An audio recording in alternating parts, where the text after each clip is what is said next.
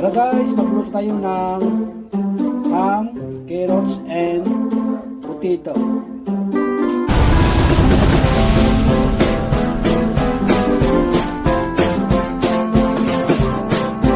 Yan yung aking ham guys. Ayan. Yung mga natira pa nung bago mag-New Year guys, bago mag-December 31, ayan mga natira sa mga niluto namin. Ngayon gawan ko ng paraan para maluto pa ulit. At ito naman yung ating carrots and potatoes. Ayan, nakaslice na sa guys. Malinis na, no? Ready to cook na talaga siya. At siyempre guys, nandiyan yung ating bawang, sa ating sibuyas, nandiyan yung ating black sauce, yung ating toyo, at saka yung ating magic sarap. At nandiyan ang ating cooking oil sa kawali. Ngayon na natin mainit yan. Uminit yan para makapag-isa na tayo. Makapagsimula na. At siya ng kunti at sa mga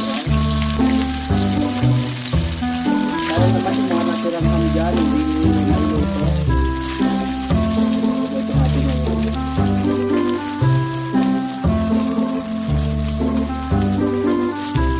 Fried lang siya natin ng kunti. Kaya natin ito sa mag-brown siya.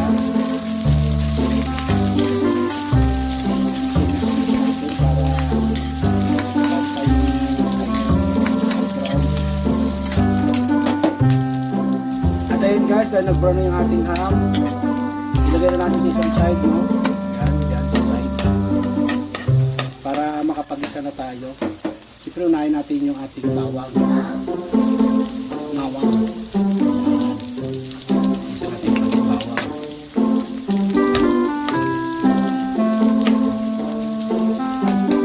Pwede kayo guys gumamit ng itlog. Lagyan natin sibuyas.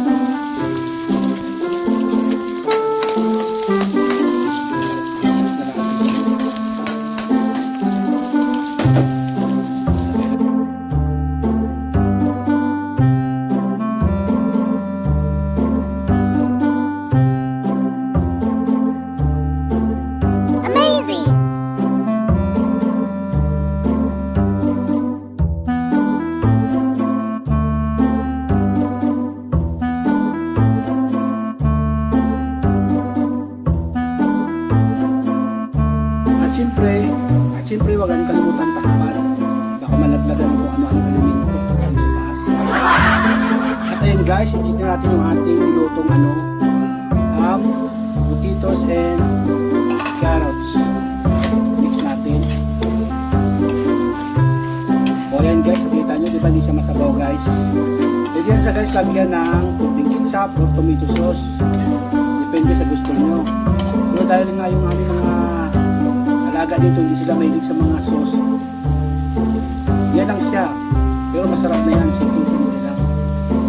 Kaya guys, magluto kayo dyan sa inyong tahanan guys. Ganitong style ng pagluto guys. Kung may mga tira kayong ulam dyan, nung Pasko or nung bago mag New Year, iluto nyo na. Sayang, paano nasira? Dahil luto na yan guys, atin na yun sa guys, ililipat sa tamang lagyanan. Kasi mukhang maliit yung bagayan niya, mukhang hindi talaga siya makain pagka sa kawali. So ililipat natin siya sa pinggan. Ang sarap! O sige guys, maraming naman salamat guys sa inyong panunod sa aking simpleng cooking vlogs. At maraming salamat din guys sa inyong pag-suporta sa aking YouTube account, Ikala Mugib. Sa mga nag-subscribe na po, maraming salamat. Sa mga hindi pa, mabuti nga sa inyo. Video po. Lagi niyo po ako. Maraming salamat po at God bless sa inyo lahat. Salamat! Sa muli! Yummy!